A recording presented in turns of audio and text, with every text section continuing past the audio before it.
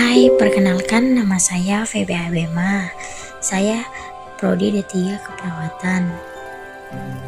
Kali ini saya akan membahas penyakit tonsilitis atau yang biasa kita kenal amandel.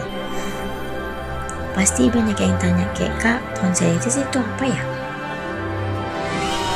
Jadi tonsilitis dan amandel itu adalah peradangan yang umum terjadi pada anak-anak. Selain itu juga, ya guys, penyebab tonsilitis itu ada dua macam loh. Yang pertama itu infeksi virus, yang kedua itu infeksi bakteri. Tanda dan gejalanya, yang pertama itu nyeri tenggorokan, sakit tenggorokan yang terasa perih, panas atau kering, terutama saat menelan. Terus yang kedua itu pembekakan dan kemerahan pada amandel. Amandel bisa terlihat membesar, merah, dan bahkan terdapat bercak putih atau kuning pada permukaannya. Dan yang ketiga itu demam, suhu tubuh meningkat, terkadang disertai menggigil. Dan yang keempat itu sakit kepala, nyeri kepala yang bisa menyebar hingga ke telinga. Dan yang kelima itu sulit menelan, nyeri saat menelan makanan atau minuman, bahkan bisa sampai sulit membuka mulut. Dan yang keenam itu suara serak, suara bisa berubah menjadi serak atau bahkan hilang. Terus yang ketujuh itu bau mulut, infeksi pada amandel bisa menyebabkan bau mulut yang tidak sedap. Gejala kasus yang lebih parah, yang pertama itu pembekakan kelenjar getah bening. Pembekakan kelenjar di leher atau rahang yang disertai demam tinggi, benjolan keras atau benjolan tidak mengecil setelah infeksi perlu diwaspadai. Dan yang kedua itu mual dan muntah.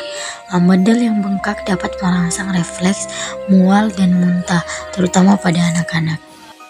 Cara pencegahan, yang pertama itu mencuci tangan secara teratur. Cuci tangan dengan sabun dan air mengalir, terutama setelah batuk, bersin, dan setelah dari toilet.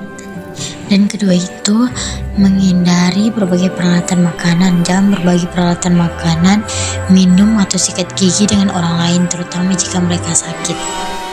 Terus yang ketiga itu menjaga jarak. Jika kemungkinan hindari kontak dekat dengan orang yang sedang sakit atau menunjukkan gejala infeksi pernapasan. Eits, ada mitos dan faktanya juga tahu. Mitosnya itu amandel tidak berguna.